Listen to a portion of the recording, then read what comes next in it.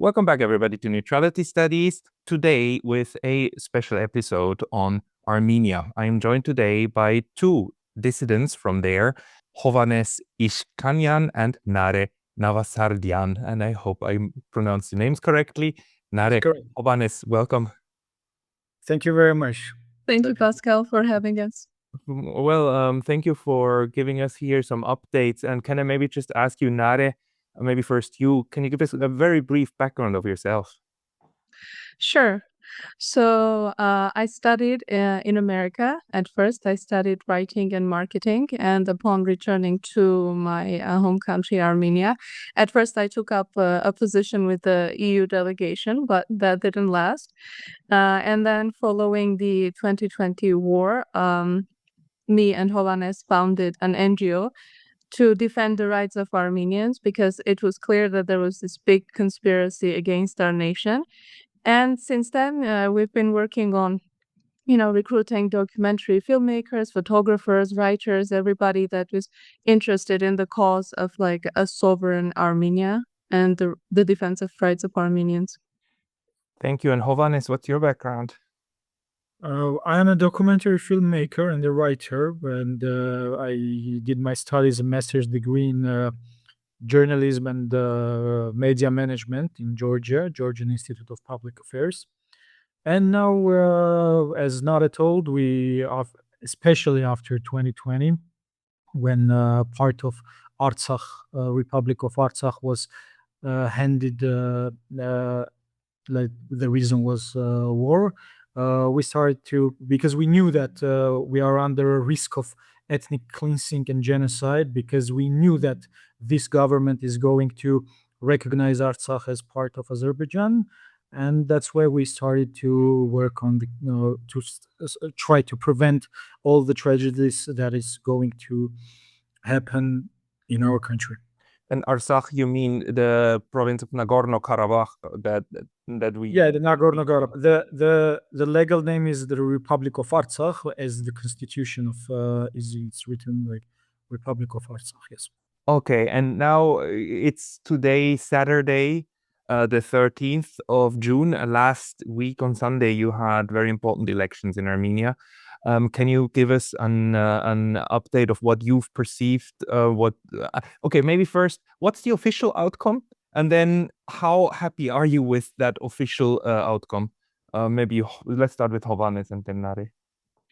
First of all, we have to understand that the elections were rigged, and it was not rigged on the day of the voting, but it started long before. Especially if we take the program of the civil contract, which is the party in power, and if we read the program, we will find there a promise of a xenophobic constitutional violation. So they promised through the program that they are going to violate the Armenian constitution by throwing the Catholicos, the leader of the church, from its position, which is the violation of 17th article of our constitution, that the state and the church are separate. So for the imagination of Western audience, we have to understand that we Armenians were obliged to take part in the elections that was done by xenophobic ideologies. So like violating the conscience, the freedom of conscience and religious freedom.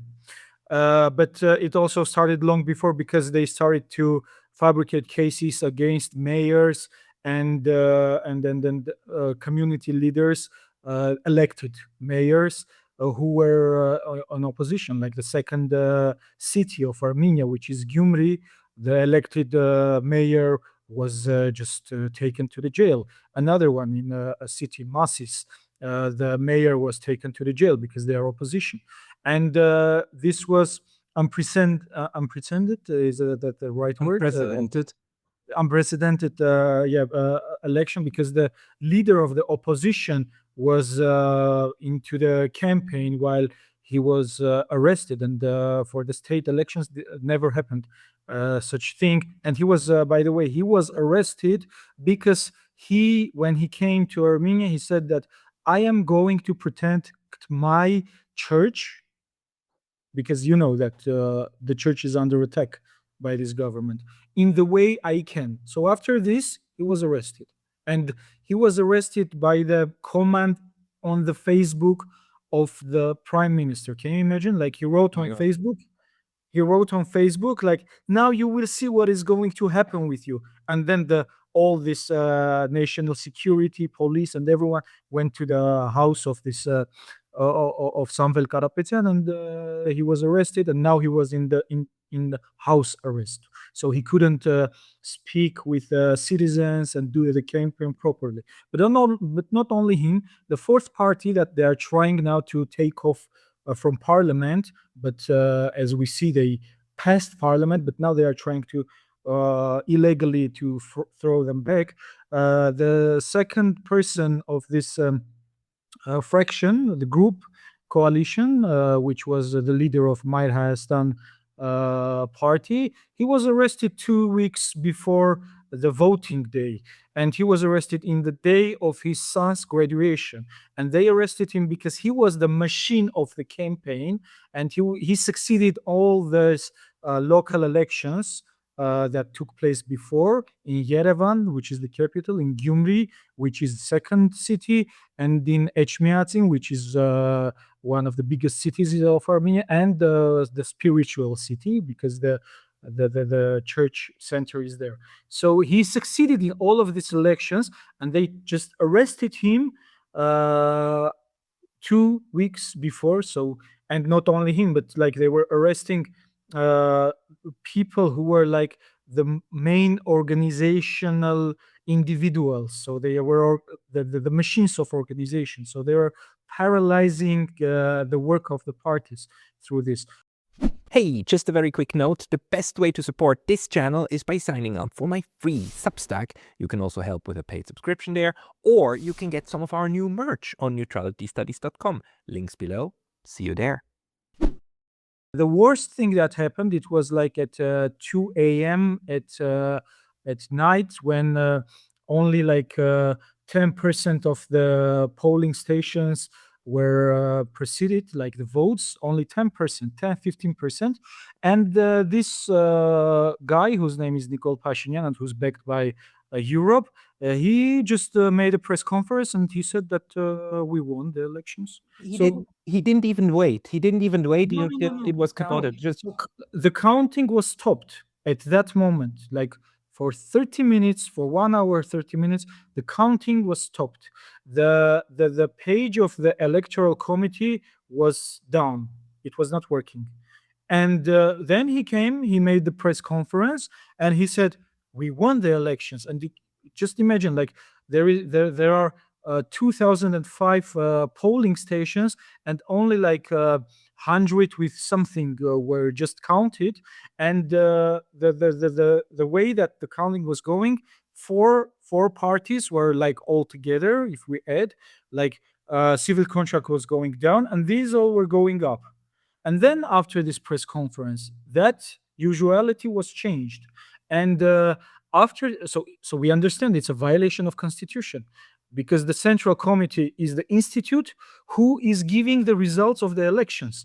And he came out, and before his coming out, the prime minister of Georgia announced, like, congratulated the victory of Nikol Pashinyan, when only 1% was counted. Can you imagine? Like, a prime minister of a different country, a neighbor country, doesn't respect our institutes, and he comes out, congratulates the prime minister and also the ex-president of Georgia, Zurabishvili. So these two together, after another, they congratulated the prime minister, where only 1% of the polling station was 1% of the polling stations were just counted, you know.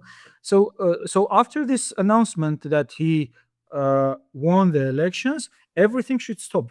because it's a violation of constitution, and that means the elections are rigged in a brutal way, and we shouldn't believe whatever result they will announce later. But how is this possible? So on the one hand, we've had all of these arrests before the actual election, and unprecedented, a lot of them, of the opposition, first and foremost. Then, of course, also the religious leaders who already for a while, for months, have been arrested and imprisoned. And now also this obvious irregularity of how the election, the vote is then being counted or told to everybody, like Nare, like what is this, and why Georgia? Because Georgia actually is on a very different path than Armenia, and also has troubles with the West, also with Russia. But why is it that Georgia came out so quickly in congratulating Pashinyan? It seems to me that Pashinyan was preemptively given a carte blanche by all these outside players to essentially do whatever he needs to do to win the elections. So it's not just Georgia, it's just we could see leading up to the elections, the big EU events that were organized, Macron walking around the streets of Yerevan, talking about how this would be impossible under former administrations that were more centered on Armenian rights and less on the priorities of these outside Western actors. So the EU allocated around, I think, 2 or 3 million euros to, as they call it, to battle disinformation coming from Russia, but essentially doing their own disinformation campaigns completely during these 6 years. And actually more than that, we have seen just complete zero reaction from the European actors on anything that has been going on in Armenia. The mayor of Karakash, the elected mayor from the opposition, was shot. There is no reaction. The Gyumri mayor was, as Hovanes mentioned, imprisoned. We see no reaction. As much as writing on Facebook or going on a podcast and saying something against Pashinyan, you're in danger of being detained, 2 months, pre-trial detention, and then maybe they're just wasting your time, they're wasting your resources. So it has gotten increasingly authoritarian, and this all we have to, in order to understand these elections, we need to go back to the way the system was established and how it was taken over by Pashinyan. So this system, I believe, they changed the constitution in 2015, and the president at the time, Sarkisyan, the system allows for complete control over everything for the ruling party. The supermajority, if you have the supermajority, you can essentially do anything that you want. And yes, and in 2017, in the elections, the ruling party at the time, Republican Party, actually they registered similar results. They got 49.7%, and the preliminary results announced by Pashinyan's Central Election Committee was 49.8%. And then a few months afterwards, there was this color revolution organized and supported by the West that brought in Pashinyan. And since then, Pashinyan has arranged so he has full control over judiciary, over the military, over the police. So in essence, they don't want to give an ounce of power back in the absence of any external pressures. Just, the vote count is not enough for them to change their outlook, because they see that they can get away with anything. And they won. I mean, so the official result that we read in the media is that the government party of Pashinyan won 48%, right? So nearly half. Is that correct? As you say, yeah, it's the official is like 49 with something. It's not even a 50 plus, and by using all this administrative resources, the terrors, public figures, oppositional public figures were beaten, and there was a state murder, a person who just ripped the posterior of Pashinyan. He was under arrest, and then officially made a suicide, in the mental hospital. So we also have this state murder. His name is Armen Hovanesyan, and his house was in Artsakh. So Pashinyan also gave his house to Azerbaijan. And after all of this frauds, fabrications, they got just 49% with something. But as I already told, after the statement of 2 a.m., there cannot be a legitimate results, because it's the voting, the elections are already violated. The constitutional order is violated. So it's the official statement cannot be real. Yes. Have you seen any reactions from Western media or Western statesmen about this? Because the election rigging is so extreme that you would expect that something at least would have to be acknowledged. Maybe Nare. We saw that Ursula von der Leyen wrote a message congratulating Armenians and recalling the spirit of 2018, which was the year of the color revolution, which was masks off, revealing their geopolitical goals regarding Armenia. And those geopolitical goals, they have actually many different actors, state actors, have their interests converging, which is the Zangezur corridor, sometimes rebranded as TRIP or rebranded as, this sort of an opportunity for economic growth, which is going to bring the US into the borders, Armenia's southern borders with Iran.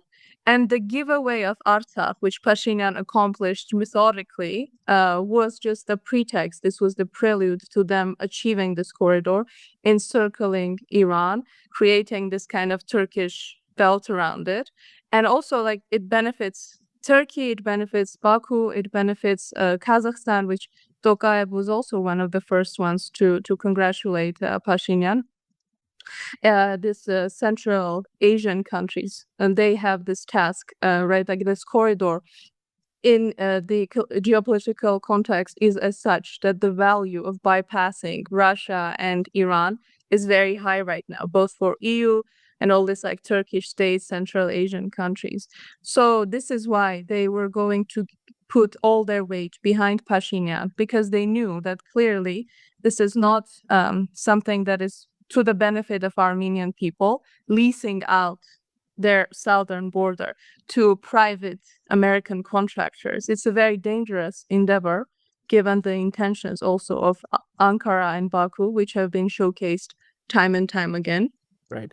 And sorry, so we are now asked to believe that the man and the party, which lost a very essential part of Armenian territory 2 years ago to Azerbaijan, which resulted in the expulsion, the ethnic cleansing of 100,000 of your citizens, which were forced to flee to your part of Armenia, the one, the main part, that man actually won 50% of all the votes, and while also still saying that what he really wants is to give Azerbaijan, the one who took that away, a direct connection to its own exclave that just coincidentally also then borders Iran, and staff that with US military personnel, and all of that is very natural and of course a democratic development, right, Hovanes? That's about it. Well, if we close our eyes and if we become I don't know, civil contract member, yes, it's like that. But as I said, this one cannot count on these elections, because it's rigged brutally, very brutally, and it didn't start now. We actually didn't talk about the extra budget spending, before the elections, 3 months before the elections, they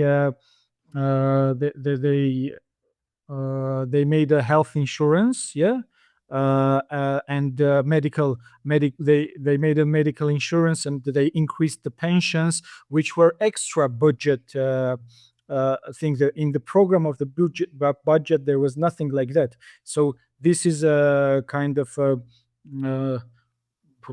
how do we say, A bribe. bribe, right? It's a bribe. Because when parliament like adopted the budget last year, there's nothing about it. And some professionals counted like 1 billion drams were spent on all of this extra. And also, like, that the drivers that lost the licenses, they, before the elections, they pardoned them. Yeah, and also this is another type of a bribe.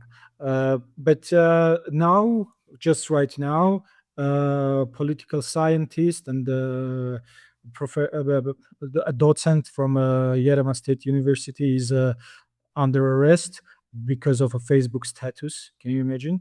Just because of writing in Facebook. And they are closing now the State University's foreign language department because the head of the department is anti this political system. And can you imagine that it's called foreign literature department, but in reality it's like Western European and Western literature department.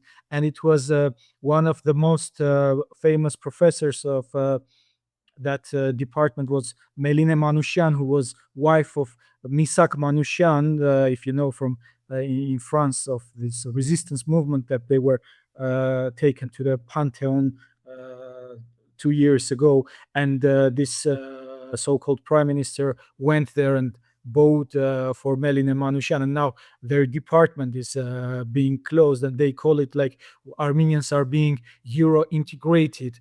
They closed the European literature department from the university just because of one person, and now they call it like we are Euro integrated. Where is the Euro integration if Armenian students are not going to go deep into the Western literature? This is very funny. So what is the plan here? What do you think? I mean, the only purpose was to keep Pashinyan and his party in power in order to then fulfill the geopolitical intentions of the West, the Trip corridor or Zangezur corridor, and probably more EU integration in what way ever it is, but probably not economic integration, I suppose. I mean, what we are looking at is probably a type of militarization. Or what do you expect, Nare?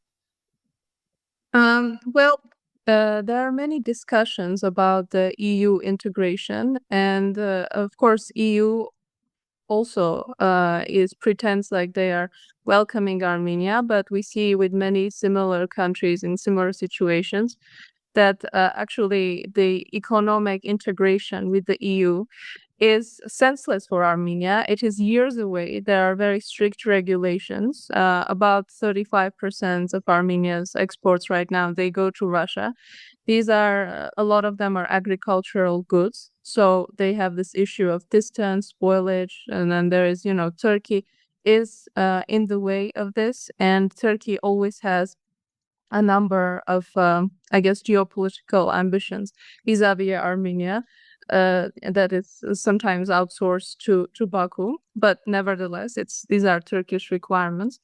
And so now we are expected, Russia in its turn does not want to let Yerevan manage this distancing from itself and from its integration projects like the Eurasian Economic Union and CSTO, because Armenia for a few years now has been generating a lot of hatred in the public sphere using, public TV, their satellite media against this Russian integration systems without effectively severing ties, just, causing minor reputational damages. So Russia, I think right now is set on not on having more initiative in severing Armenia from its systems. There have been these limitations on the product. So essentially, Pashinyan is willingly, just for the reason is because he owes his power to the Western actors. So he is going after this small, medium enterprises, this sector that is organically, that has built a livelihood around the Russian market. And similar to, their dependencies are very clear, right? The gas prices, they will increase fourfold, like 4 times, if Russia decides to cut off Armenia from preferential rates. We depend on Russia for wheat, for grains, which after the occupation of Artsakh, this has become even more severe. Yes, essentially, we have the recalibration of Armenia without promises, without any clear perspectives on the basis of this political whims of one person installed by the West. So it's a complete political sellout. And I mean, I belong to the people who actually fear about Armenian statehood. When you hear some of the things that were also said from Azerbaijan, Hovanes, how dear do you think is the situation? How precarious is it for Armenia? Well, it's very hard because if now what is Pashinyan's like to-do lists commanded by Azerbaijan? It's one territory, a village which is inside of Armenia, and it's called Tigranashen. So if you give it, like, you just block south and north of Armenia, and you give a territory inside of Armenia to Azerbaijan, can you imagine what's going to happen there? It's the inside of, like, it's just 150 kilometers from Yerevan. Imagine. So this is on to-do list. And once that village should become state territory of Azerbaijan. Is that the claim? Yes, if Nikol Pashinyan announced that he's going to give it, like, not only during the campaign but also before. Like, it's obvious they say it, that they're going to give this village, and it's a strategic point, because you just give a road, you give the road and you block the north and the south from one side, and this is very serious for us. And next is that bringing and settling Azerbaijanis into Armenia, which we understand that the long-term program is like to just ethnically cleanse Armenians from here, as it happened in Artsakh. And it is also. Why would an Armenian do that? Why would an Armenian party do that to Armenia? Basically, de-Armenianize Armenia and actually settle foreign Azerbaijanis into, like, mainland Armenian territory. We can assume lots of things. One can be money, one can be ideology, one can be, I don't know, because it's under pressure and all together. But we will know everything after the change of the government, like when there will be the investigations, and we can understand how come this guy recognized Republic of Artsakh, part of Azerbaijan, violating the constitution, violating the declaration of the independence of Armenia, and how come it is like at this moment they are violating the rights of refugees, of return to refugees, because Armenia is part of the convention of the refugees, about the refugees. Yes, we are the part. And now the Armenians from Artsakh say that we want to return, and this guy is saying, no, you don't have that right, you cannot return. Can you imagine this? Like, he is like just erasing basic rights that comes out from the United Nations. Can you imagine this? But I've heard also that during the campaign he actually spoke quite with a lot of disrespect against the refugees who had to come to mainland Armenia because they were driven out of Artsakh. I mean, Nare. I mean, how was the rhetoric during that time? Sorry. Nare. Yes, we saw that even an activist after a confrontation with Pashinyan, Mr. Osipyan, he was arrested and he became effectively a political prisoner. And to this day, he is being, the court case against him continues. And all he did was just question Pashinyan's decisions regarding Artsakh and regarding the people of Artsakh. Repeatedly, he has called them runaways, as if they had any choice. Without the support of the Armenian Republic, Artsakh had no way to defend its self-determination. They were left without any support levers. And the Russian peacekeeping contingent also, it had no logistical way. It was closed off on the Armenian side by Pashinyan. It was closed off by Aliyev from the eastern side. So there was no real way for them, even,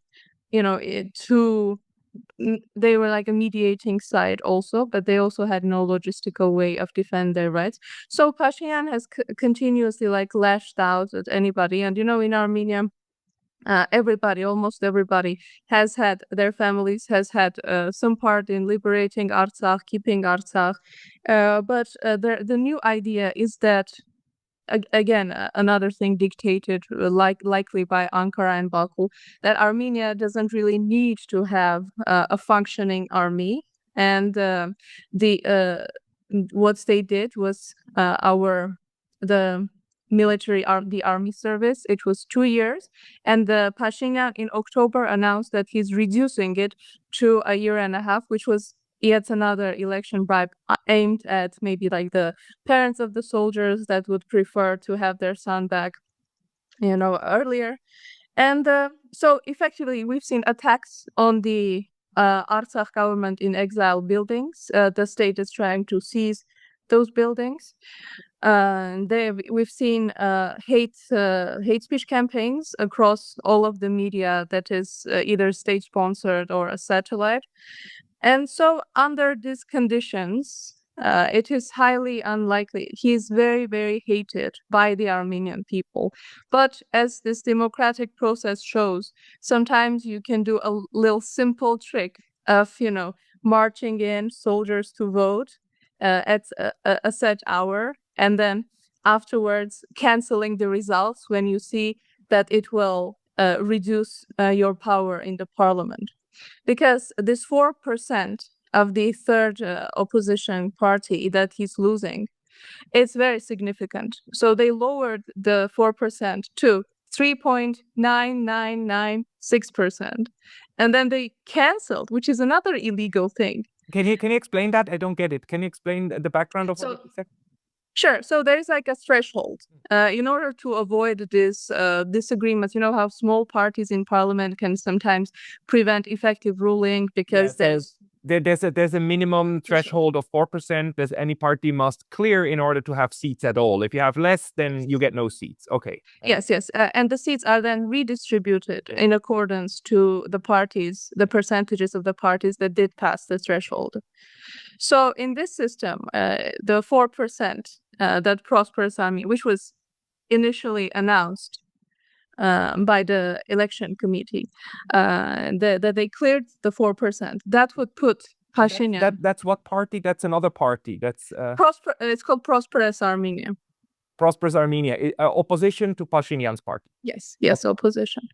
This is the smallest opposition that cleared the threshold according to preliminary results. And then in just a few hours, which we have to also think about the head of the Central Election Committee. He is a former member of the ruling party. So what happened is that, if they knew they were going to put someone as the head of the election committee, they said, you stop being a member of our party and we'll just put you as the Central Election Committee head. So afterwards, in just a few hours, they publish new results, and the Prosperous Armenia got 3.996% instead of the 4 that he needed, which would mean his votes would be redistributed, and the largest chunk would go to Pashinyan. This in turn would give Pashinyan's party the necessary 3 out of 5 seats in the parliament, which means that he would get full inner carte blanche, full control over the police, over like appointing constitutional Supermajority. judges. Mm. Yes. And is this already a done deal, or is there still are there We're waiting. open court cases now? Yes, both. I think all three opposition parties have announced that these results are not legitimate, and some of them have applied to nullify them. And but the final results after the recount are set to be published tomorrow on the 14th. So we're still in this in-between stage, but it has become clear that the opposition does not acknowledge these results as legitimate. Hovanes, like how big are the chances of the opposition that the recount will actually change anything significant? I mean, this seems like a really important detail of this vote, that even if it is massively rigged, if that party manages to get in and Pashinyan doesn't get the full majority, that seems important. How likely do you think it is? Well, the recounting is finished, and what they did during the recounting, they rejected 3 results, 3 polls, and by doing this, they could like drop out prosperous Armenia from the parliament, because in these 3 polls, the prosperous Armenia had a significant number of votes that was taking them to the parliament. You mean 3 polling after the stations? recounting? Yes. What? 3 polling stations. Yeah, it was rejected. Entire districts were rejected, as in no, we don't count them at all. Yes, But it's illegal. Yeah, it's illegal. Like by the law, they have to like redo the elections, either in these polls, either like start new whole elections. But what they did, like after the recounting, so the votes of prosperous Armenia were getting higher, and they had the enough number to get into the parliament. And yesterday, starting from yesterday, they started to reject results of polls, 3 polling stations. So these votes where prosperous Armenia had like went off again, and now they can't go into the parliament. So this is very obvious, like like very dirty game, like we see with our eyes, and they don't announce that there is going to be a re-election or something. And even if there is going to be a re-election, anyway, this, as I told, after 2 a.m. of his announcement, the elections are it's all. But because we talked about military, I just recalled 2 more cases concerning to military. One was that after closing of polling stations, 4 hours after closing, we have videos that army is inside the polling stations. Still they are doing the voting. Can you imagine? Like we have 2 or 3 examples like that, videos. And the person who made the video is a journalist from Republic of Artsakh, and as a punish, they sent him to 25 days of military trainings. Oh, wow. Yeah, imagine. And also what they were doing, people that were coming from Russia to vote, so they have the voting rights, yes, the electoral right. The military police was there, and they were handing papers calling them to 25 day of military trainings. Can you imagine what they were doing?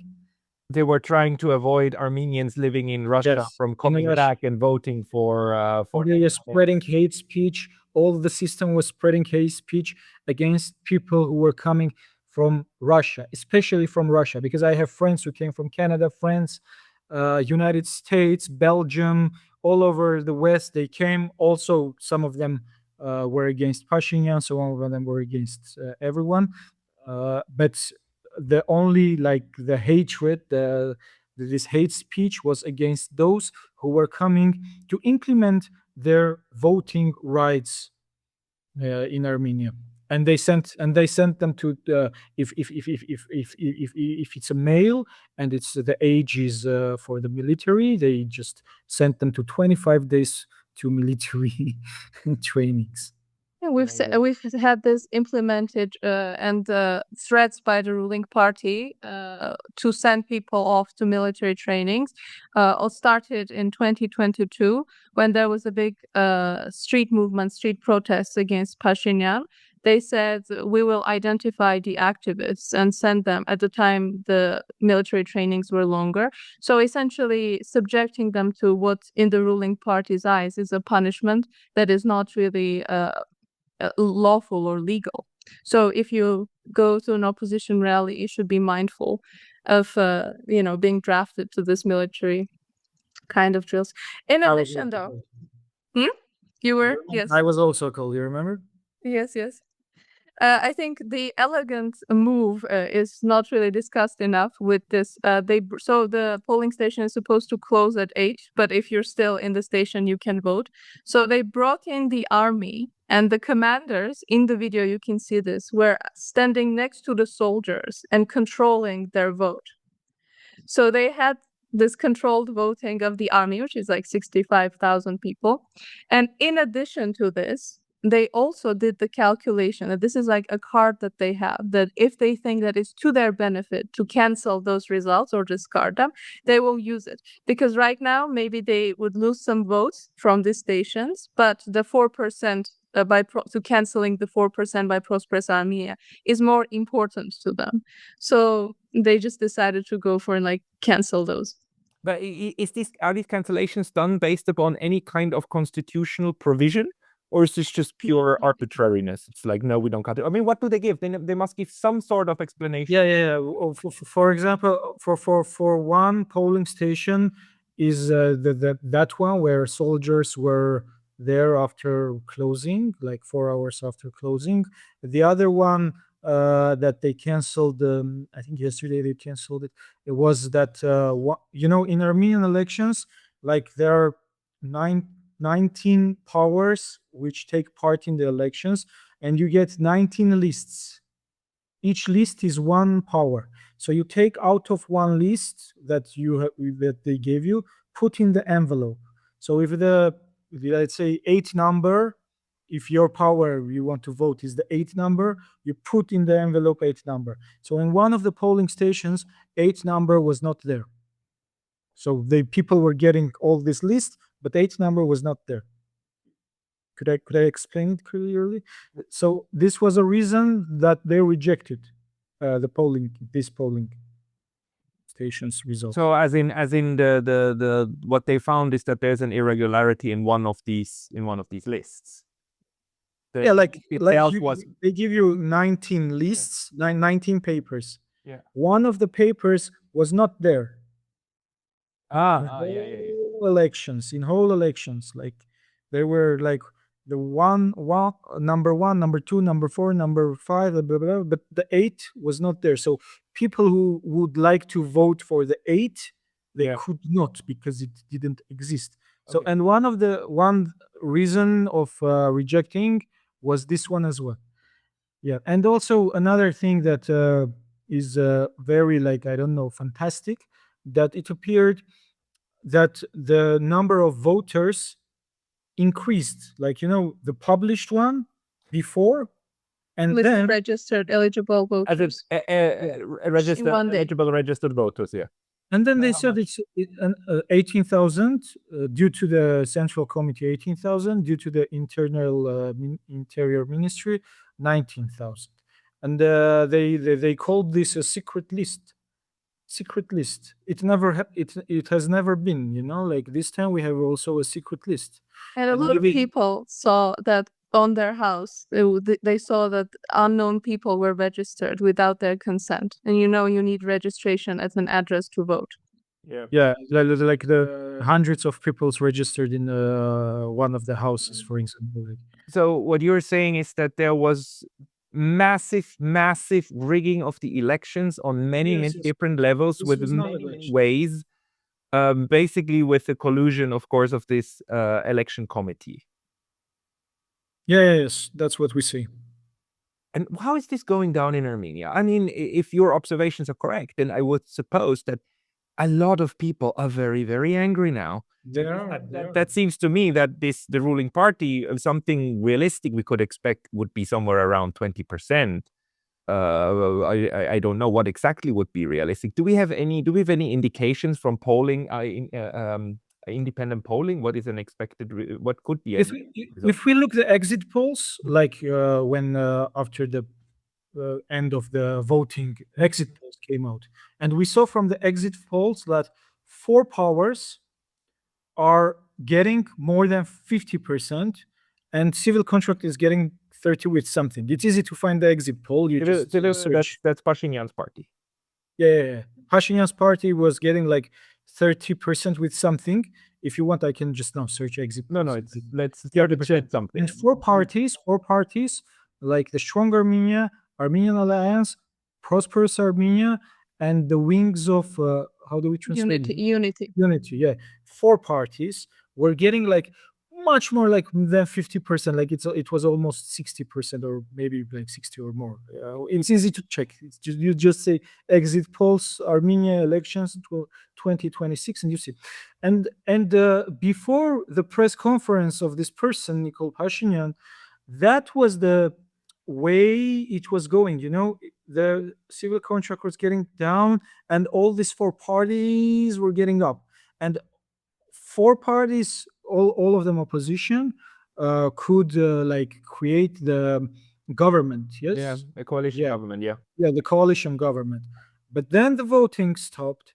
Then this guy went to announce his victory, and when the voting continued, this usuality just was broken. And now we saw like a different image, different painting. And one more question, because like the outcome that we can expect remains or depends largely upon the way voting is done. I mean, I suppose that Armenia actually has a plurality system. So I suppose each district you have several people who will win seats in parliament. It's not a first past the post system, right? No, it's not like that. It's just the parties. Just the parties are taking part in it. But each district can have more than one representative that goes to parliament. Each constituency. No, it's not. It's not working like that. It's just you register the party. You just make the list out of 80 people at least, and you go to the elections. But we can check it. It's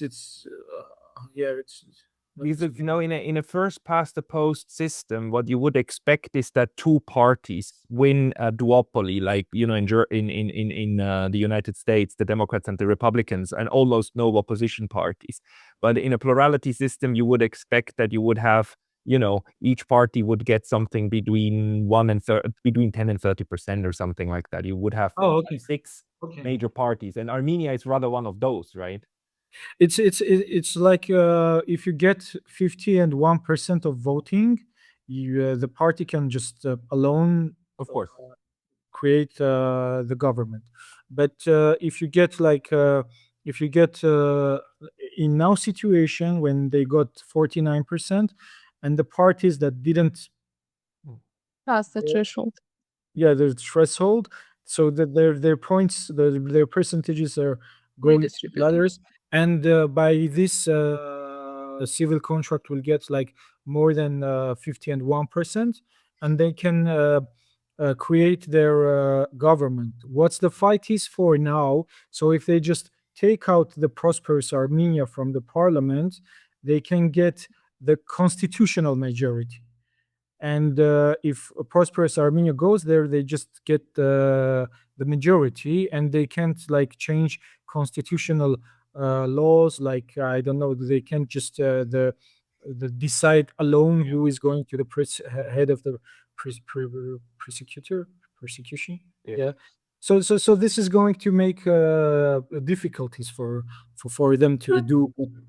That being said, also we had the precedent of 2017 when Republican Party again on paper got 40 9.7%. But just in a few months, the power was seized by Nikol Pashinyan through the use of this Western technologies. Right now, on the ground, we see that Russia does not acknowledge this result so far.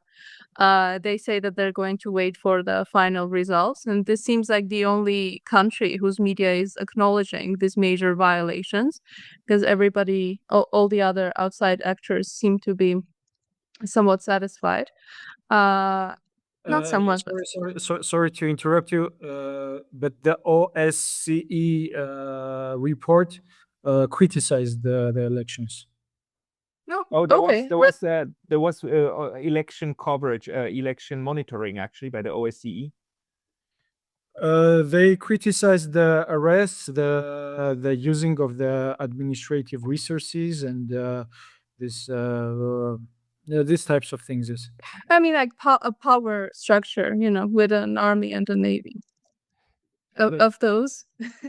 But one more thing. I mean, everything that you're telling me tells me that actually the Pashinyan's party is massively unpopular. Maybe not. Maybe there is a hard core that actually supports him for sure. But we can reasonably say that about 60 to 70% actually don't like what just happened. So Yeah. what is happening on the ground in Yerevan? I mean, aren't people angry in the street? Let me put it in this way. When Pashinyan at 2 a.m. announced the victory and people were very annoyed, why nothing happened? Because the opposition didn't organize anything. So they lost that particular moment to organize something, and now they are going to the directions of very lawful directions. They, like, for strong Armenia, like applied to central committee to reject whole elections. Yes, and they are going to go to the constitutional court to bring the proofs of rigged elections. So this is the style of the opposition that is working, and because of this, in the streets, you wouldn't feel that something happened in this country very illegal. This is the problem. This is not because of the people are not angry. This is because of the style of the actors in the elections. Right. So Nare, are you also see that overall the Pashinyan managed to rig the elections, but on the other hand keep the population calm? It seems like there is a great need for political organizing. And once you have political organizing on the ground, then you can threaten the power that is ruling you. This opposition, which is this kind of bourgeois nationalist opposition, they have not really done the work on the ground to organize people, and also it is very difficult to organize under the conditions of this total control with Pashinyan. He has, US sponsored jacked up like police force. He has surveillance laws that are very, they have no respect for the privacy of anybody. And they also have this large governmental sector that, of course, always votes for the incumbent, which is around 300,000 is the government sector. So we have a real lack of organization on the ground. And in part, this is due to Armenia being a deindustrialized country, because we don't really have this kind of industry workers. It's kind of disorganized. The IT sectors, they answer to, the foreign kind of companies. They don't really have any on the ground. Now, in parallel, we have this middle class NGOs that was also formed by the EU and used to support someone like Pashinyan or a Pashinyan equivalent that would be advancing the geopolitical goals. So it seems to me like the opposition doesn't have the confidence that they will be able to channel this hatred and anger into tangible gains against Pashinyan. If they get this confidence somehow, then I'm sure that they will act and change the situation. And maybe just to finish off, like, what does this leave you two with? I mean, do you still feel safe in Yerevan for the work you do? Well, if they take you, they take you. For every dissident, the prison time is very productive time. You can get to read a lot of books, like disconnect from the screens and write, meditate. So, I mean, there's just more and more of us. Like, whether or not Pashinyan wants to acknowledge this reality, it's like if you take one person or one professor or one activist, there's just more of us, because his main project is to create an anti-Armenia, to spit on our symbols, on our religion, on our rights. Yes, on our literally, we had the president of the National Assembly spit on a citizen. Like, he had the security guards hold up a citizen and spit on him. Like, this is just how you generate this type of hatred, independent of even, organizations and NGOs like ours. Hovanes, like, what do you make out of this? I mean, this seems to me, this is one of the most anti-nationalistic projects I've ever seen, like the anti-nation project I've come across in a long. Well, it's not just anti-nation. This is an anti-human and anti-democratic and anti-victory of World War II. I mean, anti-victory of fascism. Because if we go to understand what was like Republic of Artsakh, it was a state that was developing democracy, and it was following the world order that we gained after the World War II, when the United Nations said that we are going to relate to each other with respect and due to the how do we say, self-determination. Yes. Yeah, and Artsakh, Republic of Artsakh said, okay, we have here Azerbaijan, who is like making massacres against Armenians, and in Sumgait, in Baku, and in Maraga and elsewhere. And Armenians said, we are going to we become independent through the rules of the world order, and create a democratic country. And Artsakh changed like 5 presidents. They had this power branches independent, and it was going through this. There we were having in parliament, there were different layers inside of the parliament, not only one party. And Azerbaijan was different. They were creating dictatorship. They were like killing nation leaders of national minorities in the jails, the Talish people, and the Lesbian people's rights are not respected. And it's 30 years that the same family is on the power. And then came this man whose name is Nikol Pashinyan and said, okay, I will recognize this 12,000 square kilometers of democracy in part of this dictatorial country that doesn't respect the rights of minorities and doesn't respect the world order. And if you see that the symbol of Azerbaijan is now this metal fists, I don't know if you've seen or not, but they are like making sculptures all around Artsakh with this metal fist, which means that there is no rule of law, there is no like world order, only the fist. If you just smack someone, and that's the rule of law. So in this, sorry. I just wanted to add to your point that Azerbaijan, we've seen that it has been very rewarded by defense contracts with Ukraine, this U.S., NATO, Turkish, Israeli contracts. Like its role has really increased thanks to its attacks on the self-determination of the Artsakh people. Continue. And now that Pashinyan not only gave Artsakh away, but like my ancestors who were victims of genocide, my families were victims of genocide in Western Armenia, and now he blames my ancestors for the genocide, like Pashinyan, as it does Erdogan, the same way he's doing. Can you imagine a prime minister like Netanyahu or someone who would blame Holocaust, the victims? Like they will say that you are the fault that Holocaust happened. And this is what is Pashinyan doing now. In the April 24th, the commemoration day of genocide, he's making a statement that Armenians were the fault of the genocide. And again, back to the point of the humanism and world order, this is the thing that this is not only the problem of issue of Armenian nationality, but this is a problem of the whole planet itself. How we are going to relate to each other through respect? Are we going to we are going to prevent genocides, or we are going to blame the victims, the victim blaming? Yes, like for example, like in Azerbaijan, they destroy Armenian churches, and here, like the officials are saying, it's their territory; they can do whatever they want. Can you imagine?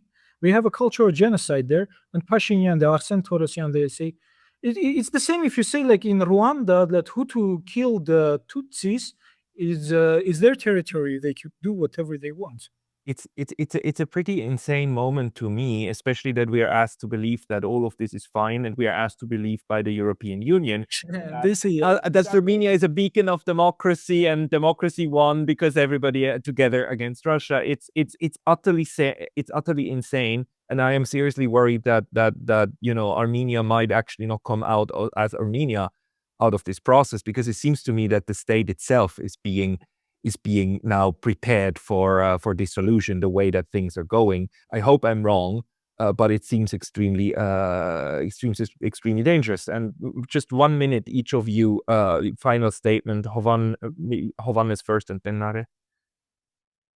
I would just want to say that whatever result will gain Pashinyan in the elections, we are not going to feel as defeated, because this struggle didn't start from us, and it is not going to end with us. And it's just delight to fight against racism and fascism.